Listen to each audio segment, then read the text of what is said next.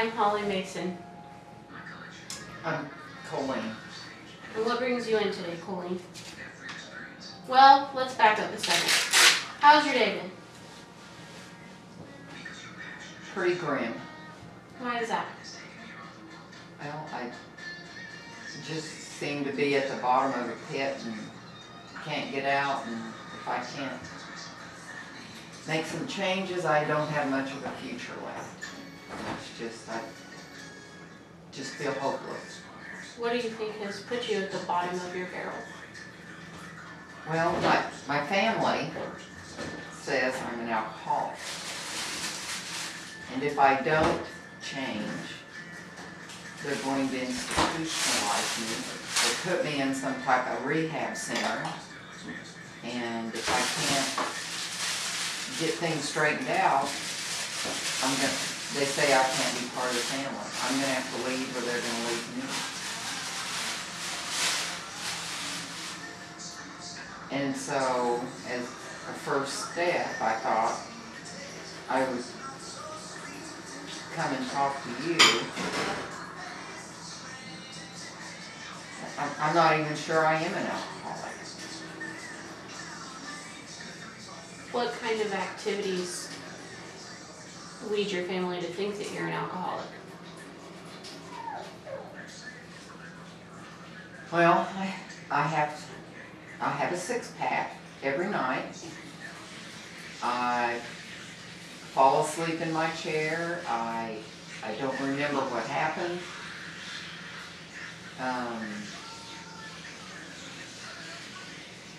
I don't participate in the family anymore. They say I have fits of anger, but I don't remember. So I don't know if that's true or not.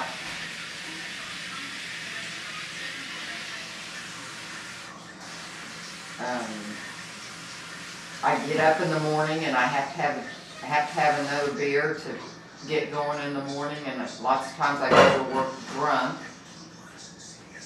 But nobody knows. I don't see what the big deal's about. But you don't think you're an alcoholic? You don't feel that you drink too much? I think I control it. I mean, I can, except for those times when I don't remember anything, I think I can control it. And I mean, I've tried to quit a few times, but it didn't seem, I mean, I always went back to drinking anyway. Just because I enjoyed it, I don't think it interfered with anything. Even when you did try to stop, you found it difficult and you went back to it?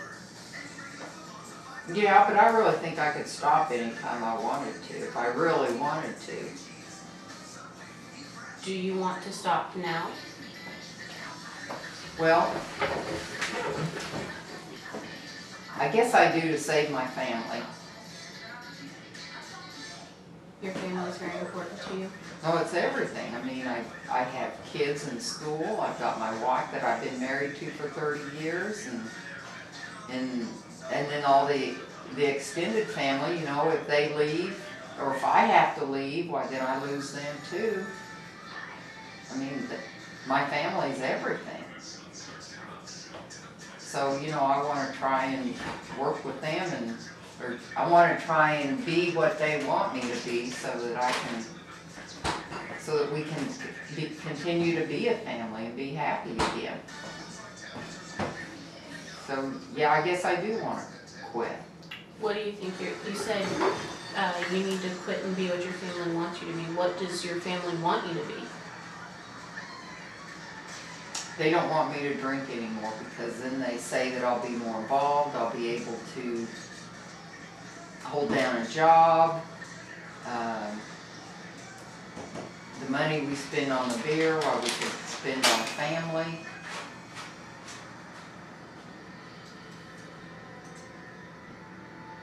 They want me to be able to depend on me and they want me to be responsible.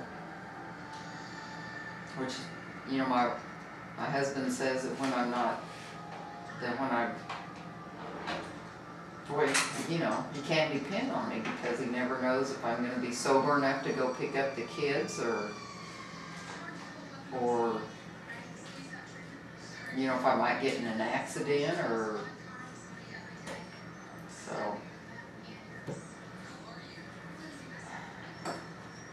I guess I do have to make some changes. But I don't want to go in an institution. I really don't want anybody else to know. You don't want to go, you don't want to be institutionalized, and you don't want your treatment to be public because you're worried about your reputation. Yeah, I mean, you know, I go to church and the church members, they don't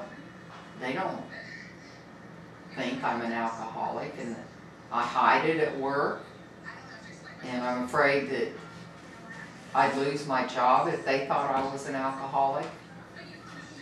And so, yeah, I am concerned about my reputation.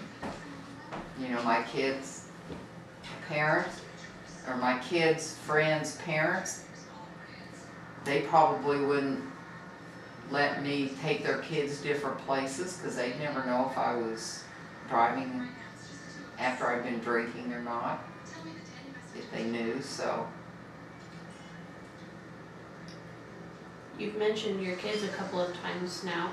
Do you think that you've ever endangered your children with your drinking? Well, that's kind of how all this came to a head, is that I had been drinking, and I took my kids to soccer practice, and when my husband found out that I'd been driving after drinking, well, you know, he said, this ain't gonna happen again. You know, things are gonna have to change. I guess it was the last straw. So yeah, I guess I did. He thought I endangered my kids, and I suppose I could have. Have there been other instances where your husband has tried to get you to stop drinking? Yeah, we fight about it a lot. You know, he gets fed up with me not doing anything because I pass out, or I don't pass out, I go to sleep in my chair, but gosh, I guess I'm tired after working all day. Working 8 hours can be pretty tiring. Yeah, that's what I tell him, but anyway. You believe your tiredness comes from working and being with the kids rather than sedative side effects of alcohol? I guess when you describe it like that, it probably is because of the alcohol that I don't do anything but sleep in my chair at night.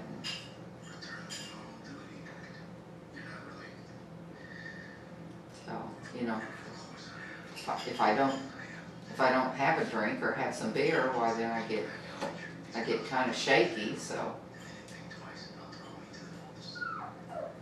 So you have to have the beer to feel normal. Yeah. To feel like you should feel. Or to feel like you think a person should feel. Yeah. Yeah, I mean, I get the shakes and I get depressed if I don't have something to drink, so yeah, I guess how I feel when I drink is what I think is normal. What does that normal feel like? I don't worry so much about things. I feel happier. Feel like I could probably handle anything. It gives you a bit of an invincible feeling? Yeah, I guess so.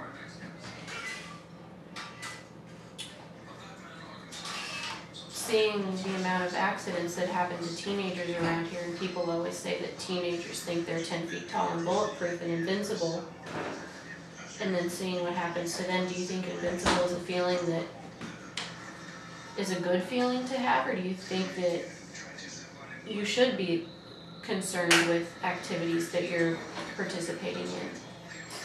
Well, I guess feeling invincible is dangerous.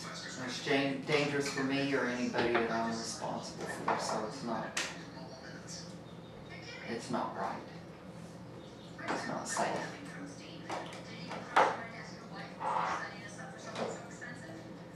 What kinds of things do you worry about? Money. My job, whether or not I'm going to keep it. Whether or not how we're going to pay for the kids' school. And I worry about my husband's health and who's going to take care of my parents. I mean, I can always think of something to worry about. And that alcohol makes those worries and feelings go away. Yeah. But by consuming the alcohol, it causes other problems that you have to worry about, like your husband and your children and your job. Yes, that's true. I guess I need to face life head on instead of trying to cover it up with the booze. Or at least that's what my husband says. And I guess he's right. I mean, yeah, he's right. Every now and then it sounds like you want to change, but then at other times it sounds like, no, I'm not ready. I gotta get ready, or I'm not gonna have anything. That's really your driving force? Your family? Yes.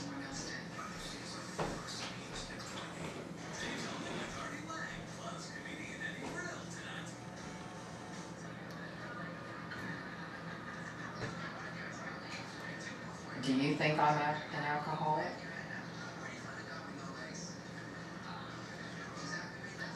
Everyone's definition is different. I don't know the amount that you drink or side effects that it causes you to have, but your family seems to think so, and you seem to care about your family a lot, so it should depend more what they think should be more important than what I think. I could just be a stranger on the street, whereas your family is the one that loves and cares about you. Well, how do we decide if I'm an alcoholic? I mean, do I have to go to AA meetings, or? I mean, that's one thing my husband has said, that maybe I need to do that, but I don't know. I don't know if I could get in with those people and talk about it. Why do you think you would not be able to talk about it with them? Because I think it's private.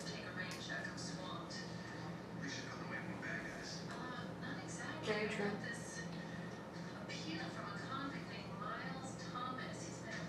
But they're talking about going to, they said even if I won't go, they found a group for family members of alcoholics that they said that they would go, even if I didn't go to AA meetings. So, you know, with or without me, they're going to go ahead and move forward.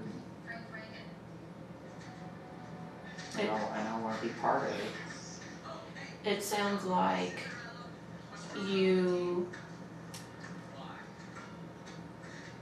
the thing that is stopping you from treatment is public opinion. but yet you want to move forward with your family because you care about them so much. Which seems to be more important, public opinion or your family? Or my family, without a doubt. And what if I can't stop? You know, what am I gonna do then? Maybe I'm afraid that if I do try and stop and I can't, then I'll lose everything anyway. I don't know what to do to stop. Have you tried to stop before? No? Yeah, sometimes. And then something happens and I get all stressed out, and so then I have a beer, and then I have another one, and then another one.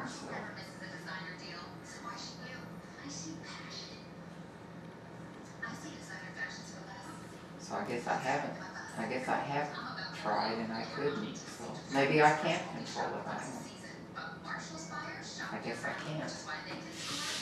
Many times through treatment, people will stop and then they will participate in the activity again.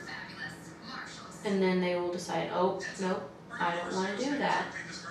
And then they will stop again. And they bounce back and forth several times before they're able to quit completely.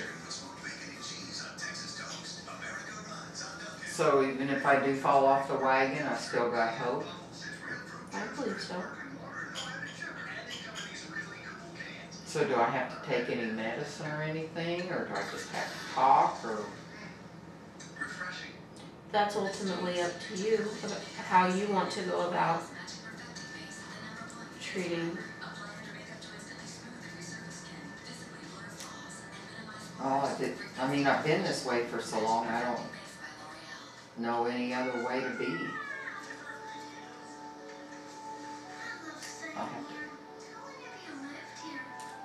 I guess I'll have to find something to fill that void. Did you drink when you and your husband first met and got married, and when you had kids? Yeah, I've been drinking since I was a young teenager. So it's been a long time.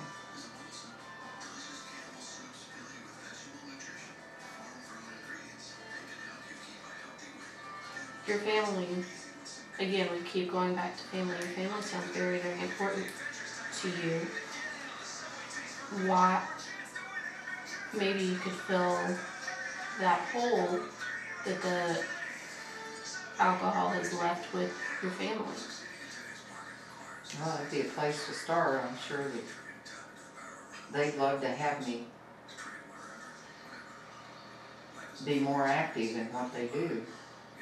What kind of activities do they participate in? They play soccer and volleyball and church activities and the community theater. So, there'd always be some place to go. Do you participate in those activities, or are you just No, in the audience? I'm just a spectator. I just watch.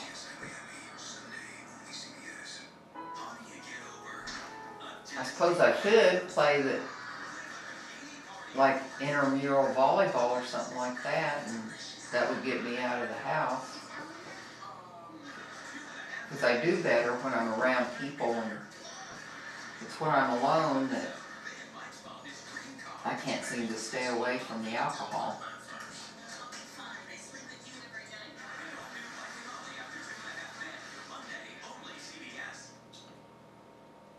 So you're a private drinker.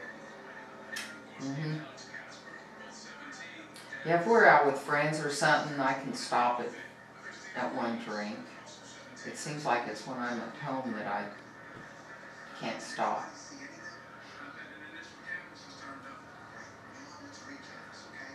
Do you think that could be because you are happy and having a good time when you're out with friends? And maybe you're slightly more depressed when you're home alone? It might be. Yeah, because when I'm alone, my mind just goes on and on and on about everything that could go wrong, because I guess I'm cup half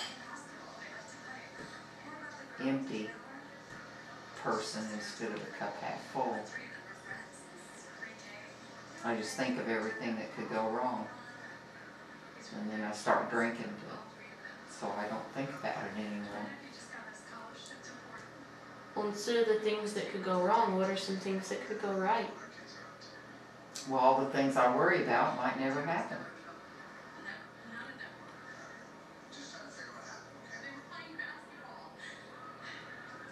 And so that would be a good thing.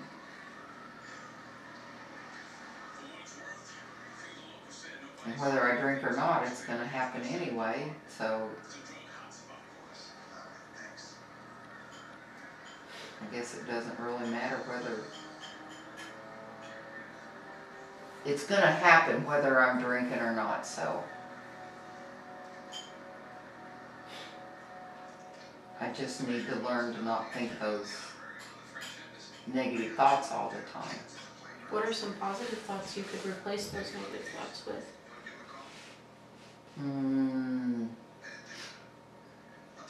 Instead of my husband having a heart attack, why maybe the medicine will work. I can think the medicine will work.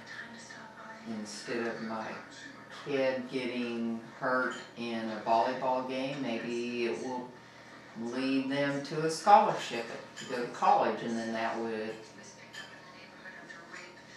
take away some of the money problems. Is that the kind of thing you need? Mm-hmm. Exactly.